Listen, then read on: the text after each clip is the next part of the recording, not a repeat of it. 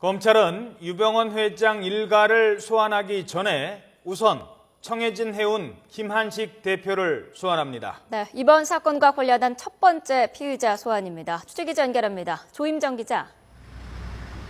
네, 인천지방검찰청에 나와 있습니다. 네, 김한식 대표 언제 소환될 예정입니까? 네, 검찰은 김한식 청해진 해운 대표에게 잠시 후인 오늘 오전 10시까지 검찰에 나와 조사를 받으라고 통보했습니다. 말씀하신 것처럼 이번 사건과 관련한 첫 번째 피의자 소환입니다. 김 대표는 유 전 회장의 최측근으로 꼽히는 사람 가운데 한 명으로 지난 2010년부터 청해진 해운 대표를 맡아왔습니다. 뿐만 아니라 세모와 국제영상, 온지구 등 계열사 3곳의 감사도 맡고 있습니다. 김 대표는 회사 돈 수십억 원을 유 전 회장 일가에게 빼돌려 청해진 해운에 막대한 손실을 끼친 혐의를 받고 있습니다.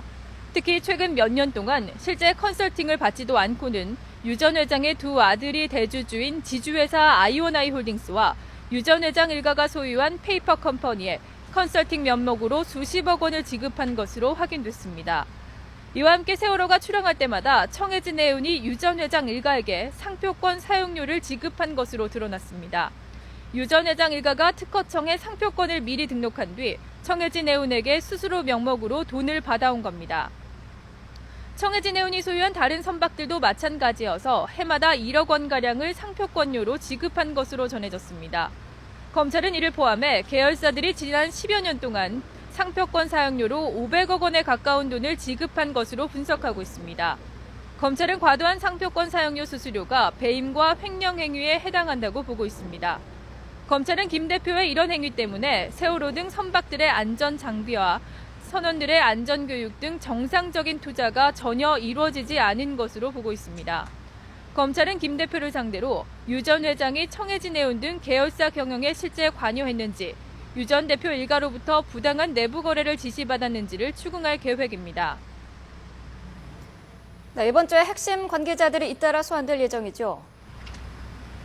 네, 그렇습니다. 김 대표 소환을 시작으로 검찰은 유 전 회장 일가와 최측근으로 꼽히는 핵심 7인방을 잇따라 소환할 계획입니다.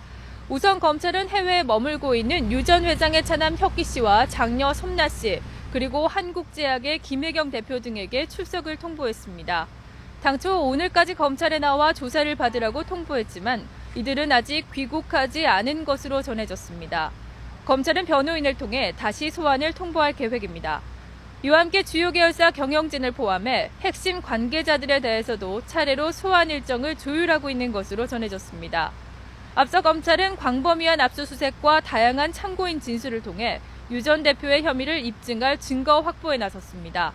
이 과정에서 의미 있는 진술도 일부 확보한 것으로 전해졌습니다. 검찰은 핵심 계열사 대표들에 대한 소환을 본격화하면서 유 전 회장 일가를 압박한다는 방침입니다. 지금까지 인천지방검찰청에서 YTN 조임정입니다.